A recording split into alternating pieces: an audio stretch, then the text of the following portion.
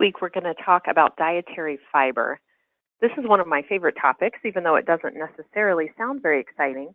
But fiber is such an important part of healthy eating, and it's so important to weight loss. My name's Jenny Tackett, and I'm a registered dietitian with Rock Valley Health. So what is fiber? Fiber is part of the structural cell wall of plant foods, and it can't be digested by humans, but it does serve a lot of important properties. So the goal for fiber is 25 to 35 grams per day. The average person in America only gets 14 to 15 grams of fiber per day. We find fiber in plant foods, so there's no fiber in animal products like meat, cheese, eggs, milk, yogurt. It's only found in your plant foods like fruits, vegetables, beans, nuts, seeds, and whole grains. One of the reasons Americans are really lacking in fiber is a real emphasis on refined breads and cereals. There's a lot of white bread products, bagels made with white flour, English muffins, white rice, and those foods don't have the fiber, and they're also missing important minerals such as magnesium. And magnesium is it's a mineral that's very important for blood pressure control and heart disease prevention. If you feel like you're not consuming enough fiber, you want to make sure to increase fiber slowly in the diet and make sure you're drinking enough water. Fiber does hold on to water, so if you eat a lot of real fibrous foods, you can actually have stomach pains from the high quantity of fiber. So make sure you're staying hydrated and changing things more gradually, increasing your number of fruits or vegetables by 1 for a couple days, or increasing your whole grains by 1 versus going too dramatic all at once. So benefits to a high fiber diet are plentiful. High fiber diets are packed with protective nutrients, vitamins, minerals, and antioxidants. And these are in the form that our body wants them in, and that is from food versus from supplement pills. So it's much better to get your nutrients from food, and it's important to focus on healthy foods on a regular basis. High fiber diets tend to be lower in saturated fat, which is often found in animal products, trans fats, and cholesterol. Cholesterol is only found in animal products. So if you're eating more plant foods don't have any cholesterol. It helps keep you regular. Fiber keeps things moving through the digestive tract.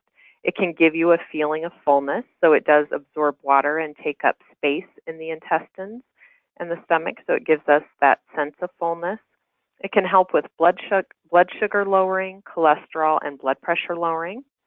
And it can reduce your risk of certain types of cancer, for example, colon cancer. There are 2 different kinds of fiber. There's insoluble and soluble fiber.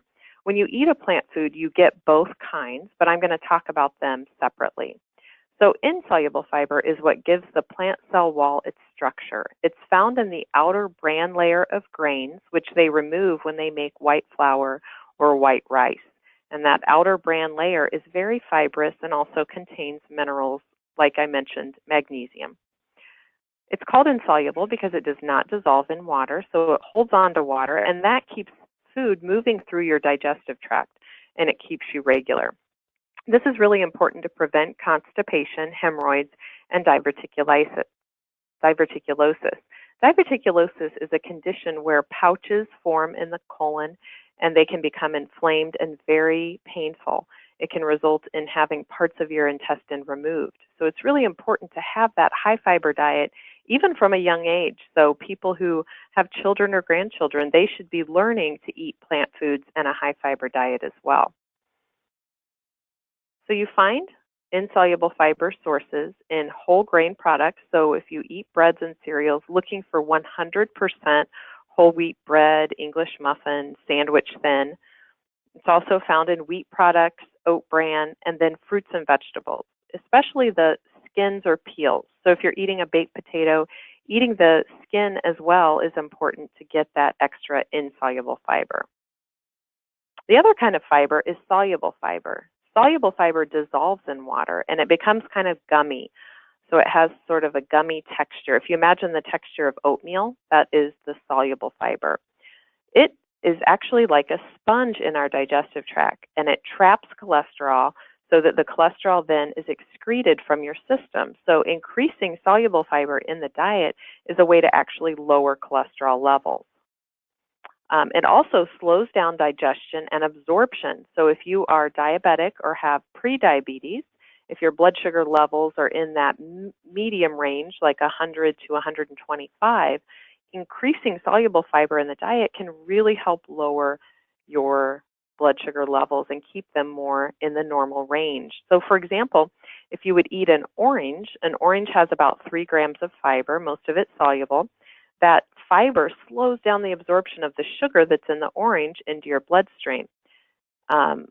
In the opposite way, if you drink orange juice, the equivalent amount of calories and sugar would be half a cup of orange juice, or 4 ounces, compared to a medium orange. And that 4 ounces of juice doesn't have any fiber, even if it's the pulpy juice. So without the fiber, the sugar quickly gets in the bloodstream and raises your blood sugar. Now, most people that drink juice don't drink just 4 ounces. They drink 8, 12, or 16 ounces, which is like eating 2, 3, or 4 oranges without any of the fiber. So you're just getting the sugar. So you can see that having juice in the diet really does increase blood sugars for a lot of people who are pre-diabetic or diabetic. So soluble fiber is found in oats. There used to be a commercial about oatmeal that people ate oatmeal every day and they were able to lower their cholesterol levels. And that was referring to the soluble fiber. And there were studies done that showed a significant lowering of cholesterol by eating oatmeal daily. In fact, the people in the study ate a cup of oatmeal twice a day. Now that's a lot of oatmeal. So there are other sources. Barley and rye are good sources. Beans and peas, so beans like black beans, pinto beans, chickpeas or garbanzo beans, nuts, and then fruits and vegetables. The American therapeutic recommendations for adults are to consume 5 to 10 grams of soluble fiber per day to help lower cholesterol levels. So here are some foods with at least 1 to 3 grams of soluble fiber per serving.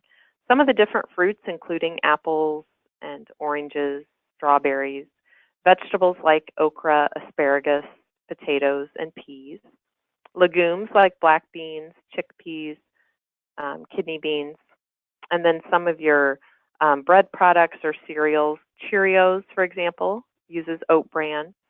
Some of the different Kashi cereals, oatmeal. And then as far as things like Metamucil, there are fiber supplements.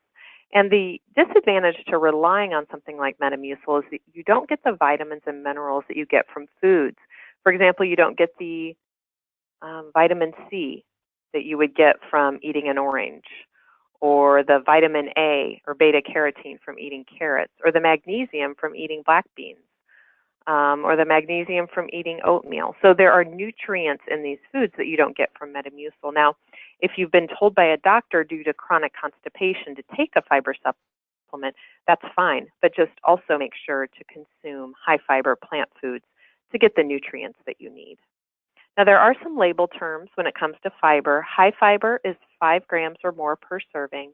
A good source is 2.5 to 4.9. Now, more or added fiber you have to be a little careful with. That's 2.5 grams or more. There are a number of protein and fiber bars that have a fiber called inulin or chicory root, and that fiber does cause bloating and gas for a lot of people.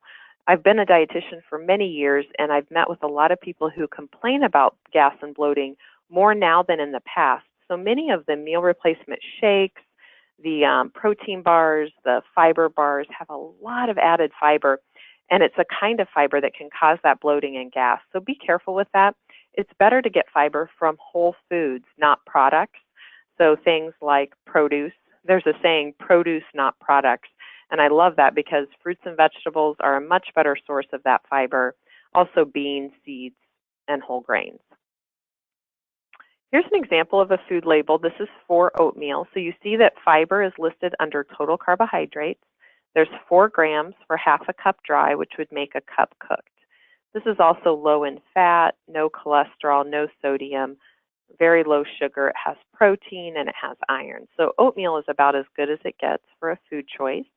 In comparison, this is a Kashi cereal, where you see it has 8 grams of fiber listed, and it also separates it out. So they don't have to do this on food labels, but some cereals will, to kind of get you to buy them. You know, they're using that as a marketing.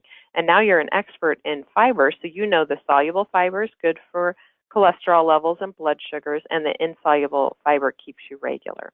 You can see here a lot more sugar is added, so 10 grams of sugar versus 1 in oatmeal. Now, some of that could come from the berries naturally, but some may be added in addition. So you just want to be careful with some of the cereals. Try to pick ones that have less of that added sugar. Here are some whole grains listed. So anything that says 100% whole wheat is made out of all whole wheat flour, barley, brown rice, whole wheat pastas, oats, rye, wild rice, all good choices. Here you see the outer bran layer. This is what they remove when they make white flour. So the whole grain includes fat. It has minerals like magnesium, the fiber, and B vitamins. It leaves the endosperm and germ, which still has some of the B vitamins, but a lot of Americans are lacking minerals in their diet because they are getting white bread at restaurants and even at home. Here's some pictures of some different whole wheat products. So this is whole wheat pasta. It's very affordable. Triscuits are one of the only crackers that's made out of whole wheat. Some of your sandwich thins, which are nice and portion controlled, whole wheat English muffins, pitas, and breads. And a lot of these products are from Aldi. So some of your more affordable grocery stores will carry a number of these healthy whole grain products. So I'll just end with some tips to add more fiber in your diet. Remember to slowly increase the amount of fiber to the goal of 25 to 35 grams per day. A good place to start is looking at your breads and cereal choices, having more of the whole wheat products or brown rice, wild rice, eating a variety, trying something new. Quinoa is a very popular whole grain, and that can be used in a lot of different recipes. If you're baking with whole wheat flour. If you make something like banana bread, for example, you could use whole wheat flour to make it healthier. Enjoying beans more often, whether it's baked beans without a lot of added fats, things like chickpeas, garbanzo beans, black beans. Choosing whole fruits and vegetables instead of juices. Trying whole wheat pastas. Eating fruits or vegetables with the peels or skins on. A small handful of nuts daily, or ground flax seeds sprinkled on oatmeal, cereals, even main dishes. And make sure to look at food labels. Look at what the ingredients are. You want breads that have whole wheat or 100% whole wheat. Whole wheat is the first ingredient, and compare the grams of fiber in different choices. And finally, make sure to drink plenty of fluids. Stay hydrated. If you're increasing fiber, especially from whole grains, you want to make sure that you're getting enough water to process that fiber. Thank you. Have a great day.